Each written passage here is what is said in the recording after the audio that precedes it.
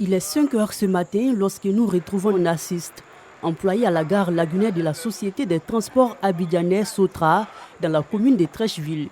Si certains à cette heure de la journée sont encore dans les bras de Morphée, Narcisse et ses collaborateurs, eux, sont à la tâche pour permettre aux populations du district d'Abidjan de se déplacer aisément et de vaquer librement à leurs occupations. Cela sans craindre les embouteillages. Mais avant, il faut s'assurer que tout est parfait pour la sécurité des passagers. Ma formation consiste à sécuriser les clients, le bateau. Je me charge d'amarrer le bateau, de le laguer et aussi veiller sur l'embarquement des clients. Depuis 4 heures, nous sommes sur pied. Après le contrôle, le bateau appareil prend la direction de la commune de Yopougon.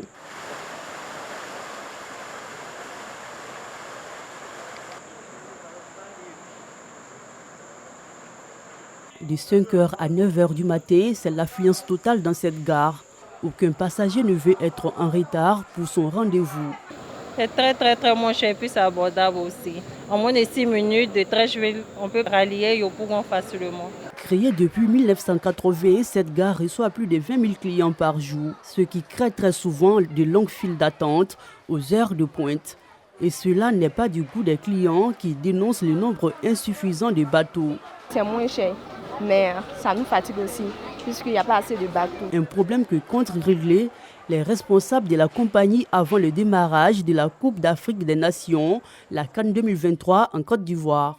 Pour satisfaire la clientèle, l'État a décidé également d'acquérir 50 nouveaux bateaux-bus de dernière génération. Pour satisfaire la clientèle, des innovations prévues les mois à venir. On permet à nos clients, lorsqu'ils ont pris un ticket ici, c'est un ticket de 200 francs, le client a la possibilité d'emprunter, après avoir fait la traversée avec le bateau, d'emprunter un bus pour se rendre à sa destination finale. Il y aura également un espace de vie. C'est un écosystème complet que nous allons construire.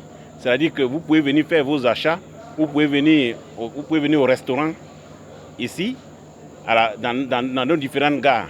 C'est vraiment un véritable écosystème. De 1980 à aujourd'hui, plusieurs compagnies de transport lagunaire ont vu le jour. Une bouffée d'oxygène pour les populations. Actuellement, sur la route, il y a les embouteillages, alors que le bateau, il n'y a pas d'embouteillage. Et puis, c'est rapide, c'est simple. En tout cas, je préfère le bateau plus que les véhicules. Et un raccourci plus sûr, ça évite les embouteillages, surtout quand nous sommes en retard. Sur l'eau, il n'y a pas d'embouteillage. Mais il m'a dit que ça le fait économiser parce que quand ils prennent taxi pour venir à la gare, ils traversent, ils gagnent en temps. Si tu envoies client qui s'est trouvé que d'autres aussi viennent d'arriver, voilà, tu prends aussi pour aller en ville encore. Ouais, ça m'arrange beaucoup.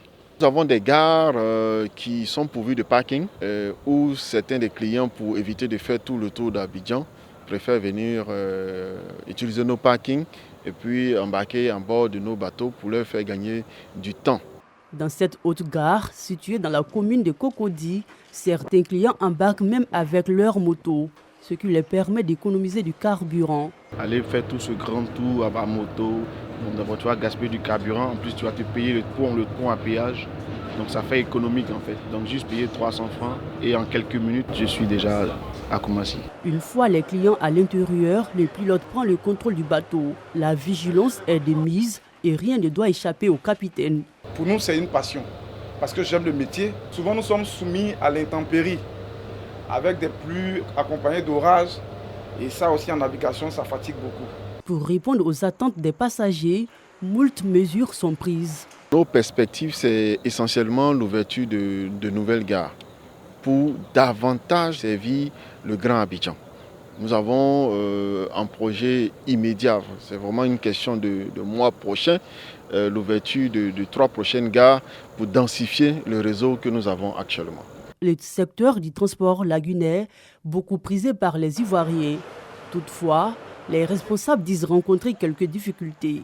Nous rencontrons des difficultés dans notre exploitation. Ça concerne surtout le fait que la lagune Brié que vous voyez n'a pas été draguée avant que nous ne commencions nos activités.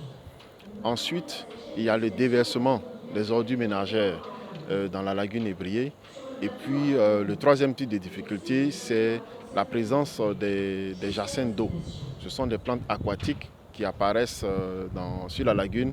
À l'instar de ces deux gares, cette société de transport lagunais met aussi tout en place pour permettre aux clients de se rendre aisément dans certaines communes du district d'Abidjan. Je préfère ici, au moins je sais que sur l'eau là, j'aurai un temps à gagner. Voilà, donc je préfère passer ici. Ça nous fait économiser un peu. En week-end comme ça, en général, on remise des bateaux. Le remisage, en fait, c'est l'arrêt du bateau. L'idée de la maintenance préventive, c'est que les maintenanciers sont à bord du bateau. Ils ont un regard qui porte sur tout ce qui est dispositif mécanique pour s'assurer que tout est bon, de manière à ce que les bateaux soient opérationnels. La sécurité et la satisfaction des clients, l'un des défis de cette compagnie. Vous avez le gilet, vous avez cet objet-là qu'on appelle la balise, qui, au contact de l'eau, justement, s'allume. Là, vous avez le sifflet qui vous permet donc naturellement de siffler pour justement marquer que vous êtes en danger, de manière à ce que les autres autour de vous puissent vous venir en aide. Vous avez là cette ceinture là que vous mettez comme ça. Une fois c'est fait, vous mettez le gilet là comme ça, d'accord? Et donc vous ceinturez. Vous ajustez en fait la ceinture à votre taille, d'accord? Une fois c'est fait, il y a ça, cette petite ceinture là qu'il faut mettre ici. Et que vous... Voilà, c'est bon.